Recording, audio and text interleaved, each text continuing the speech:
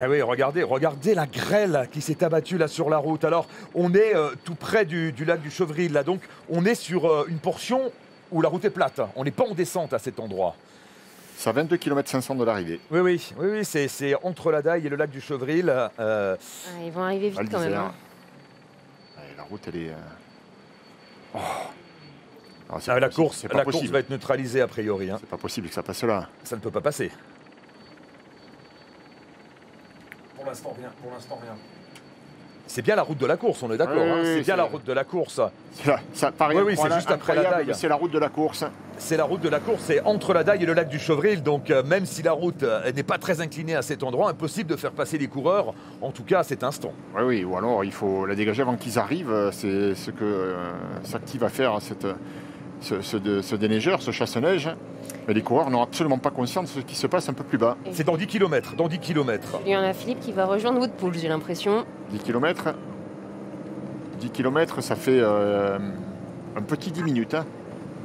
Ce matin, tout ça était baigné de soleil, hein, ça a changé très vite. L'étape va être arrêtée, puisque Christian Prudhomme vient de l'indiquer sur Radio Tour. L'étape va être arrêtée, la route n'est pas praticable à la sortie de Val d'Isère. Thomas. Radio Tour, oui. Je suis ouvert ou pas? Oui, allez-y. La course est arrêtée au sommet de l'Iseran. Les temps sont pris au sommet de l'Iseran. La course est arrêtée au moment où je vous parle. Vent de panique sur le Tour de France. La course neutralisée en raison de l'orage de grêle qui a recouvert la route à la sortie de Val d'Isère. Les temps vont être gelés donc au sommet du col de l'Iseran. Et Julien Alaphilippe avait gagné 6 secondes pendant sa descente là. Ouais, quand on voit ces images-là, on ne peut pas imaginer que les coureurs arrivent ici à pleine vitesse, à 60-70 km/h. La route est impraticable. L'étape est finie, hein, ça ne va pas reprendre. Hein. Ah, ça ne reprendra pas. L'étape est finie, ça ne va pas reprendre. Hein. Les temps au sommet de l'Iseran feront foi pour le classement général. Ça y est, Simon Yates est averti, semble-t-il, par l'oreillette. Yann Bernal ne l'a pas encore été.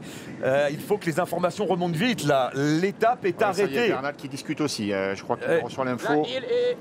La direction de course qui demande à tous les directeurs sportifs d'avertir leurs coureurs qu'ils ne prennent plus le moindre risque. L'étape est terminée. Normalement, Allez, Julien se relève. Julien Alaphilippe se relève également, averti par son directeur sportif que l'étape est neutralisée. Les temps sont gelés au sommet du col de l'Iseran. Scénario incroyable aujourd'hui. C'est un moindre mal. C'est une étape de fou dans tous les sens du terme. Une étape de folie, on s'en souviendra longtemps. Egan Bernal n'a plus besoin de pédaler. C'est normal, on ne peut pas leur faire prendre ce risque-là.